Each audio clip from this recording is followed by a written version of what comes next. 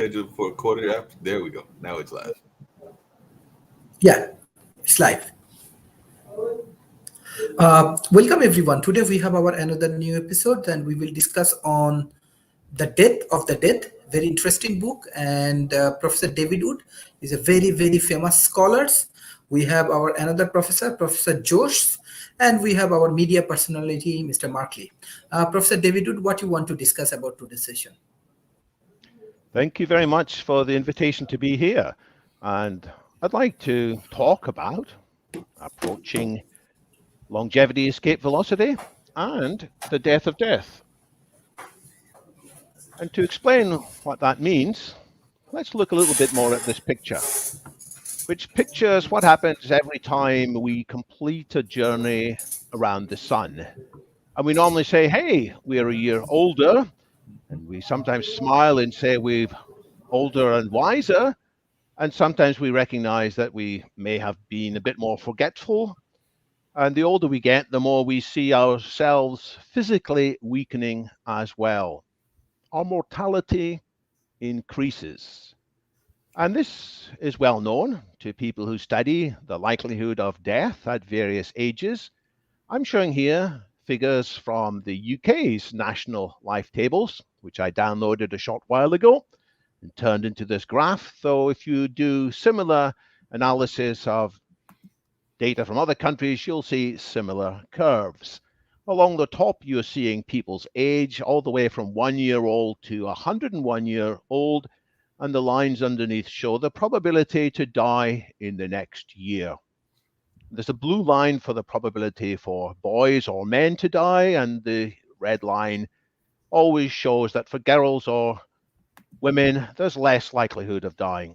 And we look at some points. At around the age 10, you've got to be pretty unlucky to die in the next 12 months.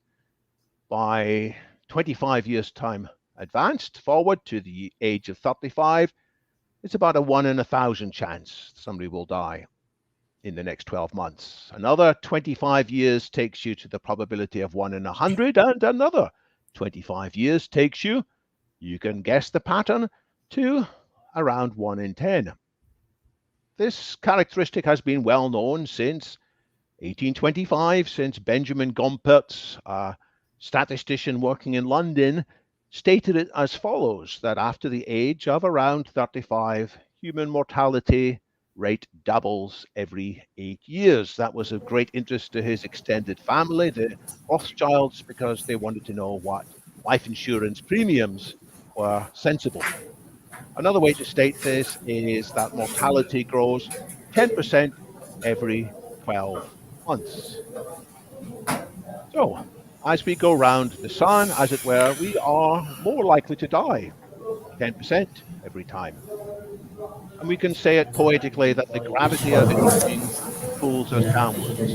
I'm going to interrupt for a minute. There's a lot of background noise coming from somewhere. I think that's Dr. Sharif. He might be in a public place like the university or something. Well, he's adjusting that. I did have a quick question for you, David, because I live in Durham, North Carolina, and as Sharif told you, I'm in the media space, and I do know that sometimes those statistics can be colored by your with the area that you're in and the quality of life and a number of other things. For example, I know that there are areas in North Carolina that have a decent amount of gang population and things along those lines. So some criminal aspects and some drug aspects that may skew those mortality rates one way or the other. We've even seen that in some of the African nations and in some of the Asian nations as well. So that was kind of where I was going with in my question, was how much of what is happening even in this study is looking at the outside factors, because I do know that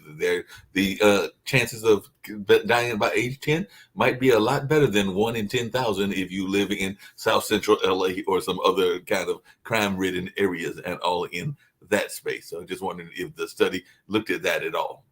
So we can indeed look at individual causes of death in particular areas. What this data shows is every single person in the UK, all 70 million or so of us. And so it aggregates everything. And if you did similar curves for people in any other country, they might have a slightly different set of deviations at different ages and regional variations, but they all show the same general trend that other things being equal, we do become more likely to die, significantly more likely to die from all causes the older we live. Though with some peaks in teenage years, you can see boys there are leaping up in the teenage area much faster than girls, because boys sadly are more often the victim of knife violence and other unfortunate things. So as I said, there is the gravity of aging that pulls us down, but that's not what astute observers will see is being shown in this picture. Instead, in this picture, actually, as we go around the sun, we are, in a sense, moving further away from the end. So that's showing a different tendency that I'll come to next, that life expectancy over the course of our lives actually increases. And to show that, I'm going to look at another comprehensive set of data. Again, because I'm based in the UK, I'm going to focus on data from the UK. And what we're seeing here is the life expectancy for somebody who was born at a particular year, how long on average, weighing up all the regional variations, all the other variations, how long could they expect to live? And this shows a couple of glitches, noticeable, important glitches. 1918 caused, as we now all know, from the so-called Spanish flu. There's a small glitch recently caused by COVID. But the bigger picture is the thing I want to focus on. And if we look, say, from between 1860 and 2020, there is a remarkable set of progress here, when life expectancy was only 40 years until more recently when it reached 80 years throughout the UK. That is, in that 160-year period, reasonably constantly, but not quite constantly, as we'll discuss, 40 years were added to the average person's life expectancy. Or, as is sometimes said, every 12 months that you live, other things being equal, you might get another 3 months of life expectancy. And at this stage, I'm going to pose a ridiculous question. If this is all the data you've got, how long would you need to wait until life expectancy might reach 120 years? Not just that occasionally an individual might live to 120, but an average person might expect to live that long. And you should protest to that question and say there's no way you can answer it from here. But if pressed to it, you might extrapolate that line forwards and say, by 2180, another 160 years. So on that forecast, nothing is going to change dramatically any time soon. And you might also say, let's look a bit more carefully at this curve. And actually, people will look more carefully at it, going all the way back to 1543. I haven't shown you the first bit. Actually, there's little net change for most of that period. The average life expectancy went up and down between about 30 and 45. Then, however, from 1860, something remarkable happened. That's when the bulk of this progress took place. And from 1960 onwards, roughly, it's slowed down a bit. So now if you looked at that, you might think, it's going to take even longer to reach the life expectancy of, say, 120. But that's not what I'm proposing. That's not what's covered in the book that José Cordeiro and I have put together. We are proposing, and we are going to explain why, there is the possibility for much faster improvement for everyone. It's not just for a few, much faster improvement for everybody from around 2030 onwards. And the core of the argument is as this, that we should look again at what caused this great improvement from around 1860 to 1960. And to simplify a lot, it was applying the fruits of the science and technology of the Industrial Revolution. We'll look more at that shortly. And in a similar way, but even more dramatically, even more radically, I am anticipating application of the science and technology of the ongoing intelligence revolution that will boost this forwards. So to come back to this picture, the idea is that more treatments will be available, which will allow us to live a bit longer. And as we live longer, well, there'll be more treatments available, which will allow us to live a bit longer again and healthier. And when the timing is right, there will be the possibility to live long enough as these pictures show, that each successive revolution, or each 5, 10, 20 years, whatever, we will have a significantly larger life expectancy. And that is the idea of longevity escape velocity. And to make that credible, to make it credible that there will be these new rejuvenation treatments, is the content of this book that José Cordeiro and I have co-authored, The Death of Death, the scientific possibility of what we call physical immortality and its moral defense. There are lots of commendations on the back cover. This is one by Michio Kaku, the distinguished theoretical physicist, who says, "The Death of Death is a refreshing delight. Balanced, authoritative, lucid discussion summarizes the astonishing breakthroughs made recently in revealing how science may one day conquer the aging process." So he's fairly agnostic about the timing. He says one day. The next quote is by somebody who's more optimistic about the timescale, Ray Kurzweil, co-author of many books, author of others, co-founder of Singularity University. He says that this book, The Death of Death, explains clearly how we might soon, and I underline soon, reach longevity escape velocity and live long enough to live forever. The final quote on here is by Professor George Church, distinguished professor at Harvard and Massachusetts Institute of Technology, founder, board member of numerous rejuvenation biotechnology startups. He was kind enough to say that Jose and David have captured the spirit of what may be the greatest revolution in history. This clear prose will help you join the conversation and choose a path. And this puts the ball in the viewer's court and the reader's court. It's not just about the possibility of a death of death. It is the possibility of you becoming involved, dear viewer, dear listener, and choosing a path. Now, how might this be possible? I want to look at causes of death. If we talk about the death of death, we've got to be clear about the causes of death. This actually shows the top 10 named causes of death in the USA in 1900. I'm looking again at the middle of that remarkable period from 1860 to 1960. I've got the idea here that we will have better foresight if we understand more clearly what happened in the past. So, what were the greatest causes of death in 1900? You might imagine cancer, perhaps? Well, it's in the top 10, but it's not one of the most significant. You might wonder about dementia, heart disease, stroke, accidents. None of these were the top 3 killers. And we'd probably take a long time before you found all 3 of the top 3. But in number 3 was gastroenteritis, which is infectious diseases of the digestion system, killing people through diarrhea. Number 2, tuberculosis. Number 1, pneumonia and influenza. And I'm going to fill in the rest of this, kidney disease and diphtheria. You'll notice that some of these are shown in red, and there is a pattern which we'll highlight in a moment. I mainly want to talk in the next few slides about tuberculosis, partly because a family member of mine had tuberculosis as a young child, partly because, although in 1900, pneumonia and influenza briefly overtook it, for most of years in many parts of the world, this tuberculosis was the main killer. Some people have said it killed about 1 in 9 of everybody who ever lived. Other estimates are even higher, 1 in 7 perhaps, including people from all walks of life, artists, composers, poets, politicians, royalty, many who died remarkably young, struck down in their prime.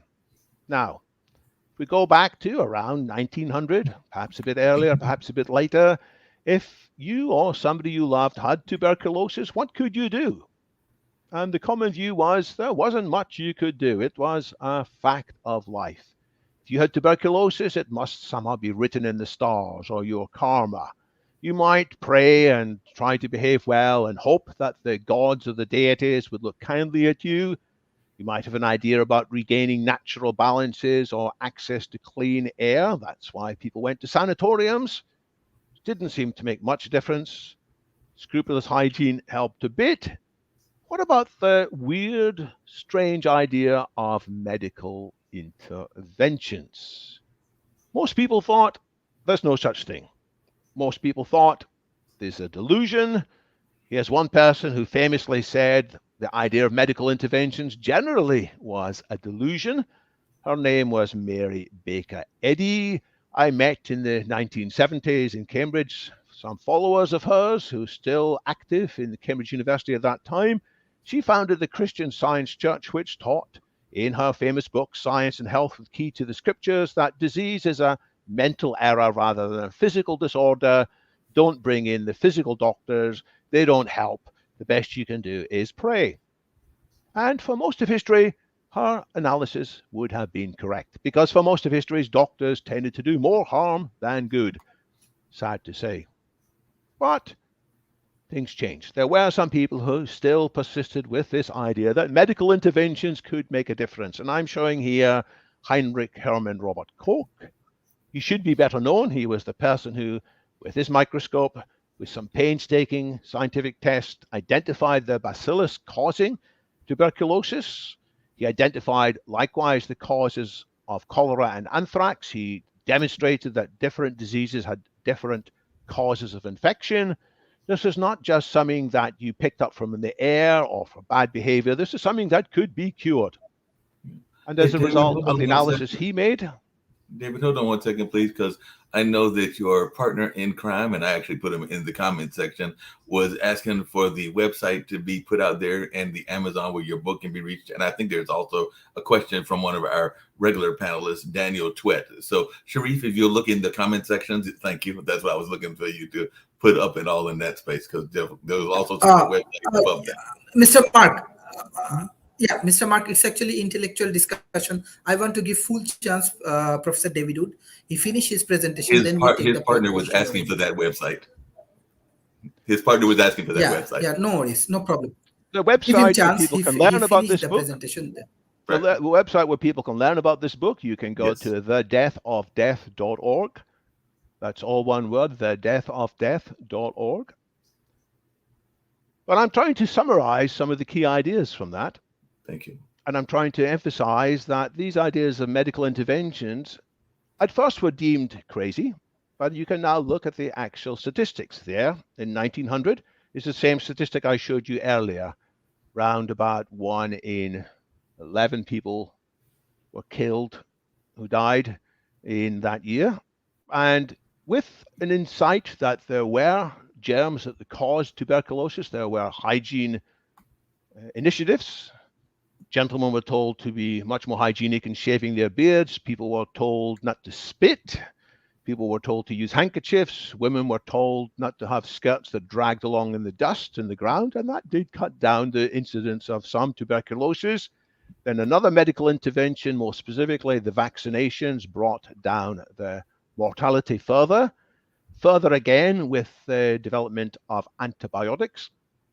And at first, that streptomycin only brought temporary relief before tuberculosis typically came back more virulent and more terrible than before. And at that time, if Mary Baker Eddy had still been around, or other critics of medicine, they would have surely said, see, you can't engineer your way out of this problem.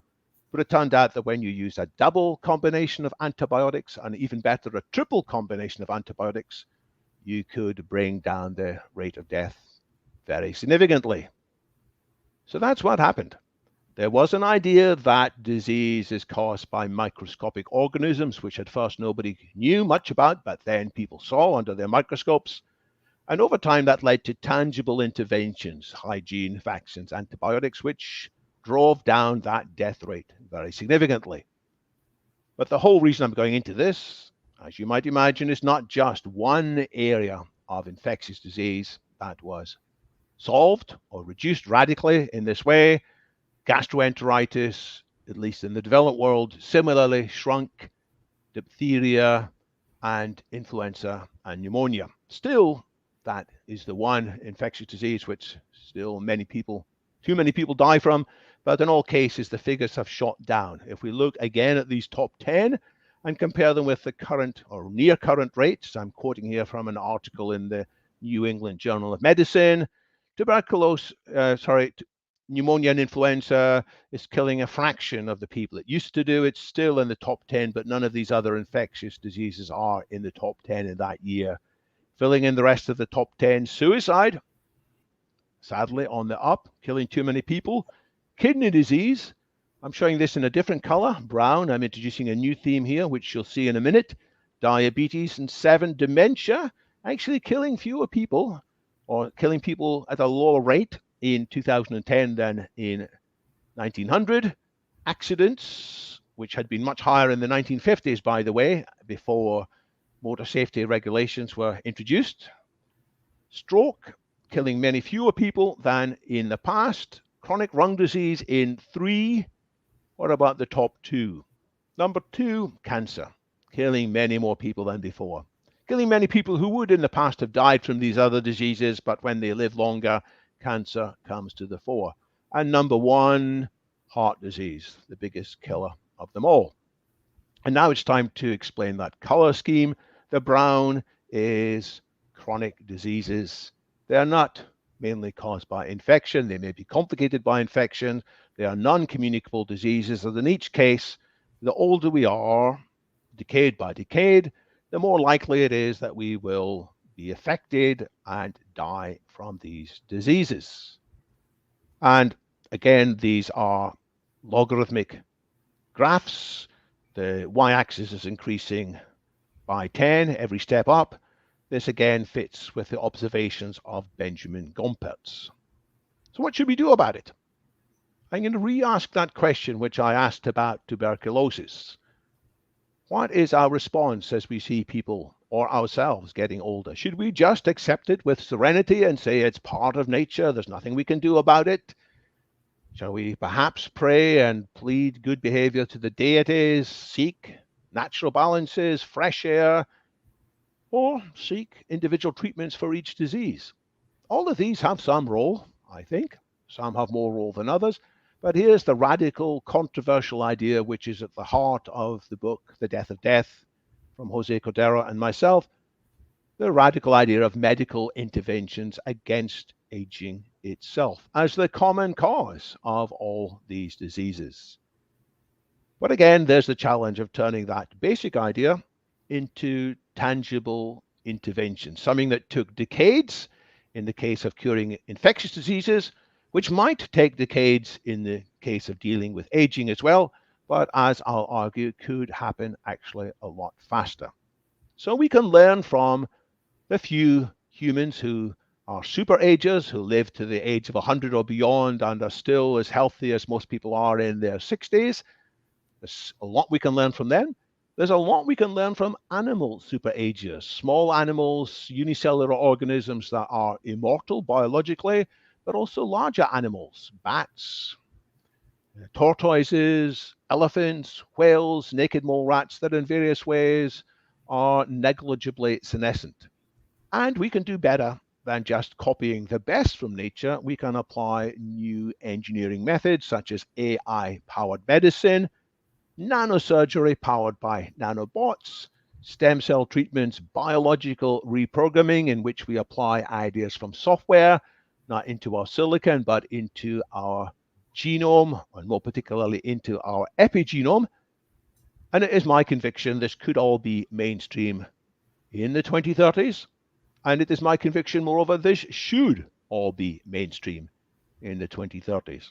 And I realize that's hard for people to accept on face value the first time you hear it, but I'm going to explain a little bit more why I think such a change could happen remarkably quickly. First, I'm going to highlight again this idea of a revolution, a Copernican revolution. And here I'm showing the original Copernican revolution.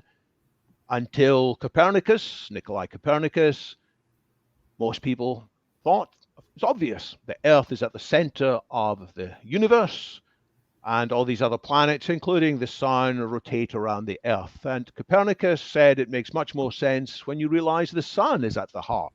In the same way, Jose and myself and a whole bunch of others in the geroscience or biorejuvenation industry saying, let's not leave aging as a peripheral concern in addressing health. Let's put aging at the center of our concern for health. And so if we do that, we suddenly have a better perspective on the individual killers like heart disease, cancer, dementia, stroke, diabetes, sarcopenia. That's Copernican revolution numbers 1 and 3. And I've skipped over the one I talked about earlier in the presentation, number 2, in which in that period, 1860 to 1960, dirt was not viewed as just one possible complication in disease. It was, or at least the idea of germs, was the main thing to keep in mind to deal with flu, pneumonia, tuberculosis, diarrhea, malaria, polio, and so forth. That's the big picture, but in each case, there's the simple description I've just given, and the complications took a while to sort out. So even after Copernicus had his ideas, most people didn't believe him, in part because his predictions were less accurate than those of epicycles with Ptolemy from ancient days. You needed to switch a few more ideas in the theory. You needed Johannes Kepler to point out that the orbits were elliptical instead of circular. It helped when there was the science and engineering of Galileo, who had a telescope that pointed out moons rotating around Jupiter. And it all came together with the comprehensive theoretical framework of Isaac Newton, who suddenly made it obvious why this was happening, and nobody looked back. The germ theory of infectious disease needed, again, similar technological breakthroughs, the microscope of Robert Koch. It needed greater skills in manipulating chemicals and biochemicals to produce treatments. In summary, we can say it was the outputs of the second industrial revolution that made this possible. There were lots of delays. Robert Koch himself went down a few blind alleys. He thought a couple of times he had a cure to tuberculosis, which turned out to be misfounded. He became a more controversial figure in later life. But others were able to pick up the mantle and come up with the treatments, as we've said. And now to the main topic. There is the possibilities that outputs of the fourth industrial revolution, sometimes called the intelligence revolution, will allow us with nanotech, biotech, infotech, and cognitech to apply that one insight that aging, namely the accumulation of damage at the cellular and intracellular levels, 7 or 9 or 10 or 12 causes of damage. Different people have slightly different theories and so-called different hallmarks of aging. I think in the next 5 years or so, there's going to be refinements to these theories of the hallmarks of aging, and that's going to lead to a remarkable acceleration of rejuvenation breakthroughs. And in 2 words, the causes of these accelerations are 1, intelligence, more intelligence, and 2, a change in mindset. The first is people will see, it is possible that we can extend lifespan significantly. The longevity escape velocity may be in our grasp. And number 2 is, hey, we should all be getting behind this. This is the most important revolution in history, to refer again to the commendation given by Professor George Church for the ideas in our book. So more intelligence means more people collaborating more productively, encouraging each other. And when you look at the statistics, you will see roughly every decade from around the 1980s onwards, there are about 10 times as many scientists, entrepreneurs, activists, philanthropists focusing on this area as before. Not just individuals, not just philanthropists, but increasingly the world's most powerful companies, Apple, Google, Amazon, Microsoft, including some of the Chinese most powerful companies, are increasingly addressing health issues from a fundamental geroscience perspective as well. This will, I believe, form the world's largest industry, powered by insights from AI, including revolutions in how drugs are discovered and verified, and lots more, with AI doing what is already happening with Google's AlphaFold, which identifies how proteins fold in 3-dimensional structures. Going further with this, we're going to see AI increasingly powerfully identifying and overseeing rejuvenation interventions. That's going to lead to treatments in mice and in dogs and in humans, which people are going to say, hey, I didn't think this was possible. Hey, I actually would like some of this for myself and for my loved ones. And the public will become more comfortable about wanting rejuvenation. Perhaps first for their dogs. There are a number of dog aging projects which are likely to produce results by around 2026, including one by Matt Kaberlein, giving rapamycin to dogs. There are a whole bunch of new treatments for mice, combination treatments, which will potentially allow mice to live healthier and longer forever. And as for humans, it takes a long time to prove that treatments actually do make humans live decades longer. But instead of waiting for decades, we can look at healthy biomarkers of aging. We can measure aspects of somebody's biological age via a whole bunch of things called biomarkers, and we will see these treatments enhance the biological age. It's not just the public will become more comfortable with this, more scientists will be able to stop being shy about being interested in curing aging. They will dedicate themselves to this task. There are more and more conferences the whole time. There's a bunch in the next few months, in fact, more than ever before. And there's going to be politicians too who are gradually going to get on top of this movement, seeing the benefits of what's called the longevity dividend. It will actually be good for the economy if people aren't chronically ill and chronically sick. They will, when healthy, continue to be vibrant producers and consumers in the economy. We'll see more public funds directed to accelerating rejuvenation technology.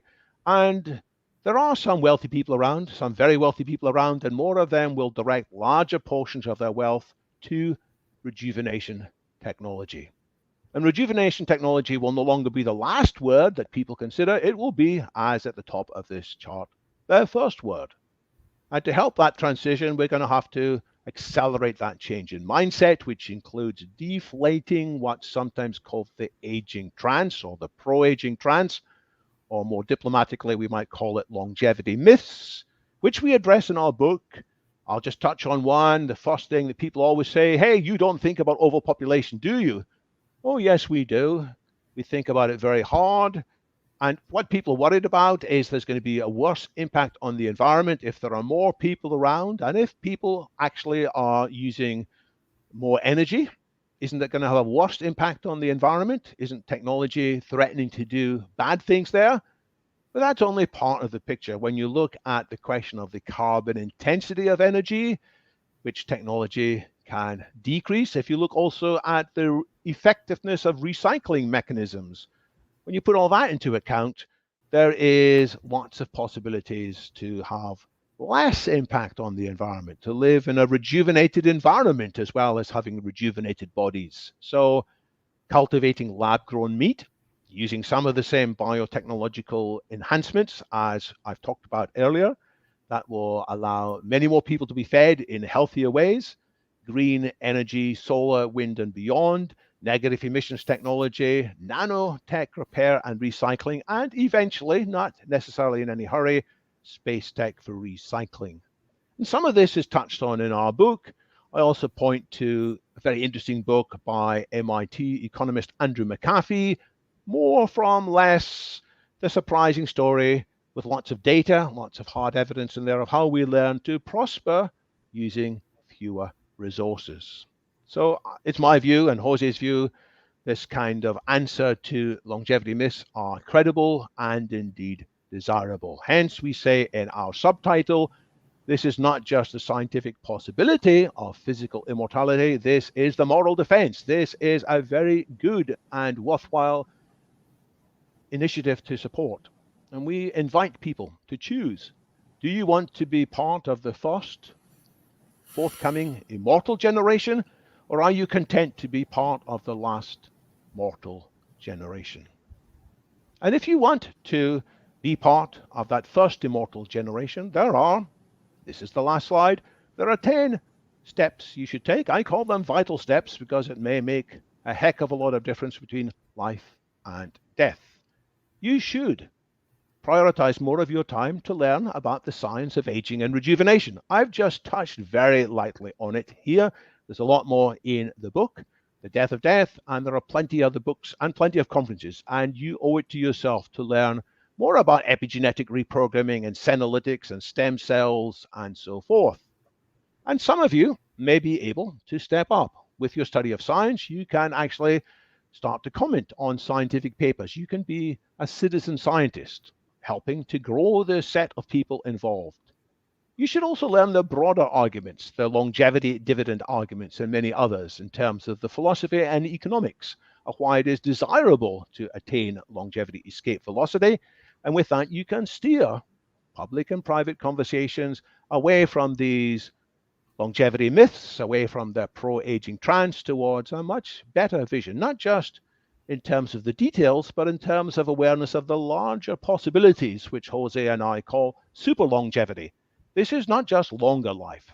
This is a much better life. This is not just life extension. This is life expansion. And along the way, we will be better at bewaring snake oil. There is an anti-aging industry which has a lot of careless or unfortunate or overhyping. We need to be clear which treatments do have good evidence, which treatments have good scientific backing, which treatments deserve attention, and which, frankly, are dubious and should not be supported. Otherwise, the reputation of the field may be damaged. Some of you may consider joining a startup or a larger company, donating your time and skills to this effort. Maybe part-time. Maybe you're already retired. Maybe you've got a few days a week or a few hours in the day. You can get involved. There are many exciting startups. Consider making financial donations. I said earlier that you might donate your time or your insights. You might, in some cases, have sufficient money, even just a little bit, to donate to the likes of the LEV Foundation, the Longevity Escape Velocity Foundation. And certainly, you can do all of that yourself, but even more importantly, you can build bridges to people or community who can assist all of the above, maybe more than you can. And to do all of that, it is important you look after your health. It's important you keep your passion high. It's important that you focus on this as arguably the most important cause in history. Embrace the possibility of the death of death. Become part of the first immortal generation. That is the possibility. Welcome to the revolution. Thank you. Great presentation and everything, David. I was really enjoying. Thank you, Professor David Wood. Yes, I think we have Professor Jose. Professor Jose, what do you want to discuss for today's session?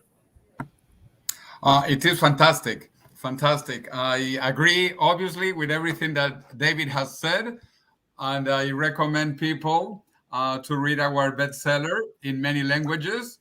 And also, Sharif, maybe with you, we can publish it in Bangladesh and in other countries. We will be very happy to keep spreading this good message around the world. David is a fantastic communicator in his British style, and I do the same with my Spanish style.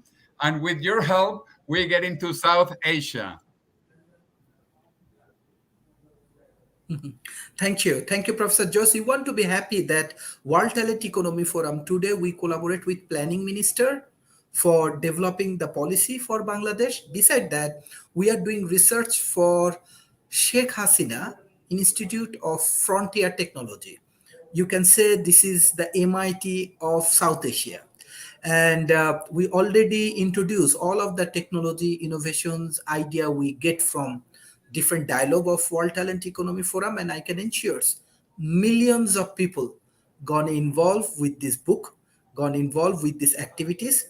Already we are engaging with all of the big university in South Asia, including IIT Kanpur, including Dhaka University, Ruet, Chuet. So hopefully this activity is going to be helpful for our youth communities, and we can learn a lot of things for this book. Mr. Markley, what you want? Mr. Markley. Yeah, I was just listening to the presentation, a very powerful presentation, as I have said on this show, and definitely others that have been on here regularly know that I jokingly say that I am going for 200, even though I am just recently, earlier this month, hit 6'1", so I've got a long way to go to 200 and definitely have some longevity in my family, but nobody has really hit that number. And I don't know that I will actually make that number, but a lot of times it is just fun to wish upon a star and hope that you make it along those lines and all in that space. But when I've said that joke, and this is a question for both David as well as the other gentleman, Jose, I believe it was, when I've said that, a couple of things have been risen to me and all of that space. And that is, some of my friends have said, I don't want to live that long because I would lose touch with my friends and those that I have been with and all in that life. So they kind of like want to come into the world together and leave the world together is, I guess, kind of the philosophy, or at least leave it as close as possible and all in that kind of way. So I'd love to hear your thoughts around that kind of response. And another response is more of a religious response, because you will have some religious people that will tell you that it's going to be better in heaven anyway. So there's no need to live longer because it's going to be better in that heavenly space. And that is no matter what your religious philosophies are. I consider myself more spiritual than religious, and I'm not an active churchgoer, but I know people in that space that would make that argument. And then you were going to have the fight from the pharmaceutical companies, because there are a lot of pharmaceutical companies that make money off of medicine, and it is the medicine that they are putting in us that oftentimes is shortening our lives in a lot of ways. That's just me being very forthright about it and everything. So I'm just wondering, there are some that are listening to this presentation and going like, hey, Mark's bringing some good points into this conversation. And they may be, if I can use an analogy, tilting at windmills because of some of those things that you are fighting against. So this, I'm using an American perspective, but I know that both Latin America and even Britain has dealt with some of these things, whether it's the religious folks, those folks that don't want to live that long, and the pharmaceutical industries. So if you have any take on some of those barriers that you might be facing in going in this direction. And like I said, I'm personally going for 200. So maybe I'll go for 250 or 300 now. Jose, would you like to answer some of these? I've got plenty to say, but maybe it's good if people hear from you as well. Well, thank you so much, David. And Mark, that is an excellent question. In a chapter in the book, we actually talk that this will be the biggest industry in the history of humanity. Nothing will compare to this. And so there are many opportunities. In fact, some old industries will go bankrupt, like it happens always with technological change, but new industries will grow. And let me give you an example, because I actually began my career in the petroleum industry. A quarter of a century ago, the petroleum industry was the biggest in the planet. Companies like BP, Shell, Exxon, et cetera, were the biggest companies in the world. Today, it is technology companies, Google, Meta, Facebook, Apple, Baidu in China, et cetera. But in a quarter of a century, the biggest companies in the world will be the companies working on rejuvenation technologies. So this is a big sector. It is growing very fast, and it will be the largest industry in the history of humanity, even compared to technology today or petroleum in the past. That is why I believe, and that is also why we need to keep on move this forward, because we are very close to reaching longevity escape velocity that David explained very well. And he's one of the directors of this new foundation, Longevity Escape Velocity Foundation, which is led by Aubrey de Grey, who wrote the prologue of our book. So, Mark, and you will make it, because let me tell you, I don't know if this is consolation, but David and myself, we are older than you, so that you know. And Ray Kurzweil, my dear friend, former boss and mentor, he's much older. Well, it is all relative, but he's 76, and he plans to make it at age 76 today. So let's touch on the part. Let's touch on some of the other points Mark made. Mark pointed out that many people do wish to decline along with their friends. When their friends die, they sometimes lose a bit of their zest for living. And that, I feel, is a shame, because, as Jose points out, we can be rejuvenated not just in terms of our bodies, but in terms of what we do. Some people get a rejuvenation from their grandchildren. And I recently became a grandfather. My grandson is now coming up to 3, and I have a great desire to see him grow and mature, and maybe there will be other grandchildren too. So I think people can discover new zest, but it is true that sometimes people lose a bit of their zest for life. And why is that? It is because their bodies are declining. They are already victims of aging. And on the contrary, when people get treatments that give them a new zest for life, when their hips are repaired, people often get a new zest for life. People might be crippled and slow, and they might be thinking, well, I'm on the downward curve, I'll probably die shortly. But when they are treated and they are now walking much faster than ever before, thoughts of dying often disappear. I'm like you, Mark. I'm not religious. I think, spiritual, meaning I think there's more to life than just intelligence. There is a whole bunch of higher realms of consciousness, and I want to have more people have more chance to explore that. And I'm interested in rejuvenating not just their body, but rejuvenating their mind, rejuvenating the spirit. And as people are rejuvenated in mind and spirit, they're going to say, hell no, I don't want to decline and die. And they're going to want their friends to remain healthy too. So this is not just something for individuals. This is rejuvenation of communities. This is rejuvenation and reinvention and repurposing of whole areas of people. Lastly, let me touch on Big Pharma, because you're quite right. Big Pharma sometimes is more interested in, because of the perverse incentives that operate from time to time, in finding incremental solutions that will keep people on drugs, expensive drugs, for a long time. They are less interested in the likes of metformin. Metformin is a very low-cost diabetes drug, which there is evidence actually extends people's lives. There is shocking evidence that diabetics who are on metformin sometimes live longer on average than normal people who are not on metformin. How can this be? Because you would think that diabetes would make them more likely to die. So there is a desire to explore metformin in a large test. But Big Pharma's not the slightest bit interested in this, because they can't make money of selling a drug that's out of its patenting. So we have to get the rest of the world to help create a new industry. This is not the commercially driven industry. This is a kind of a public health initiative. And there are signs around the world of this public health initiative. There is the Drugs for Neglected Diseases initiative, which has big roots in parts of the world where Dr. Sharif operates, in Bangladesh and in Malaysia. There are groups of people who say they're going to develop solutions for groups of people who are not wealthy and who aren't going to make them rich, but it is the right thing to do.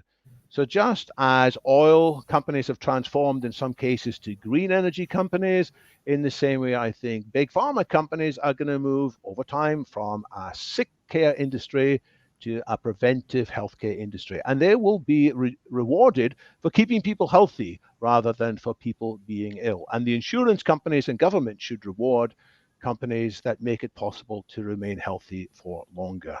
Sorry, that's a bit of a long answer, but it's a big question, and I'm glad you raised it. No, I don't know if you called Thank you. answer from one of I my want to other give panelists. just By the way, Professor my, Rob, Mr. Martley. Dad is going to turn, he just recently turned 83, and all along those lines. So I know that longevity, because he's still doing swimming and exercise and very active in his art. But one of our panelists said something that was interesting that comes on the show regularly. He said that heaven will wait for us. So if we wanted to get to heaven, Yes. to the religious folks, his argument was that we can live longer and it'll be all right because heaven will wait for us in that line. So I did see that from one of our regular panelists, and I don't know if y'all have any thoughts about that, because I do know that the religious folks can sometimes fight against this notion of living long as well. Thank you, Mr. Martley. If you give chance, Professor Rob, because I think he has some comments on today's discussion. Professor Rob. Yeah, so glad to be here. Actually, I enjoyed watching it. I didn't realize we were just going to run all the way to the end of the hour because I've got 8 minutes left. Anyway, Rob, any thoughts? I've said my piece. Oh, can you hear me? I can hear you. Okay, sorry. Yes. So the concerns I have with regard to some of the underlying premises are that right now the pharmaceutical industry makes its money by mitigating symptoms, not by curing people. Providing a vaccine for polio was great for eliminating polio, but from an economic standpoint, it substantially reduced the amount of money that pharmaceutical and medical companies made as a result of mitigating that disease. And it places the pharmaceutical industry at cross purposes to cures. Now, if we even get the cures in place, and you're absolutely correct in pointing out that with artificial intelligence and some of the advances we're making with regard to science, we should be able to continue to cure at an increasing rate the number of critical diseases that are out there, but who's prioritizing the investment?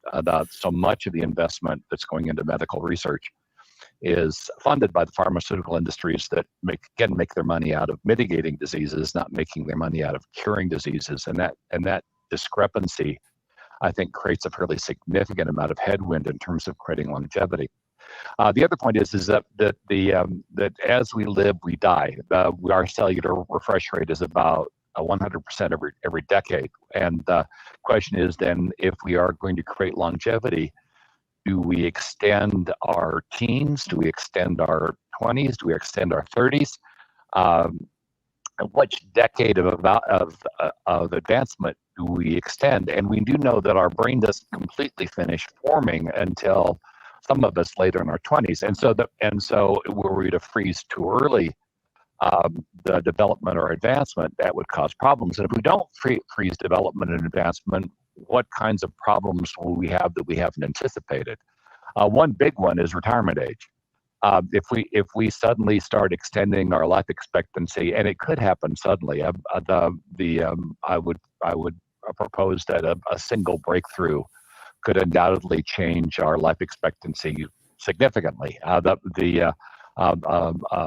of the things they're working on, of course, is a universal vaccine, and a universal vaccine that wiped out entire sets of diseases at once, and those tend to be government funded research programs that could overnight extend life expectancy significantly. And if we could reduce the cellular generation through reproduction, we could extend our youth extensively, but we would in turn be placing a lot of people into retirement that would no longer be contributing, and a smaller percentage of society going forward would be paying the bills, paying the taxes, and funding the rest of us. And of course, that wouldn't be sustainable for very long. The cost, in fact, we're seeing it right now with boomers.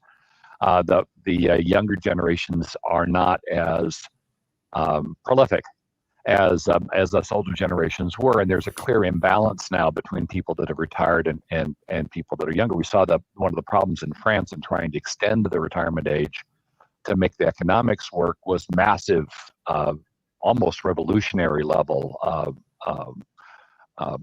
examples of objection to that particular decision. So in the end, I wonder if the way to do this isn't if we're doing this as an ass backwards. In other words, extending life first without thinking through the implications of what we need to do when we extend that life and syncing things up. So as we extend life, naturally extending the retirement age, or more aggressively finding ways that retired people can again return to the workplace, re-envision themselves and come back. Right now, the education system primarily promotes education in our youth, up through our first 30 years. And here, if we extend life, it would suggest a second educational curve that would have to occur, say, 65, 70, as we re-envisioned ourselves. So one, our education is going to time out, as it tends to do. We see that with older employees, that they have a hard time adapting to new ways of doing things, and the method to refresh them, to make them relevant again, would then become critical. And yet none of that planning appears to be in place. So my comment is one, I'm not sure we have the ability to fight the headwinds to prevent, to actually create the longevity you put forth. Number two, the economic pressures of doing so would need to be mitigated, because there would be severe economic problems with extending our life that far. And finally, allowing people to stay relevant as they move forward into that second stage of life. If we're talking living 120 years, and assuming you're healthy for that 120 years and viable for 120 years, that second 60 years after retirement is going to be problematic. And so what do we do with all of that? And so it's not just fixing the longevity problem, it's really recrafting the race. So we rethink all aspects of it. Rethink focus pharmaceuticals and all that research on longevity and on fixing problems rather than mitigating them.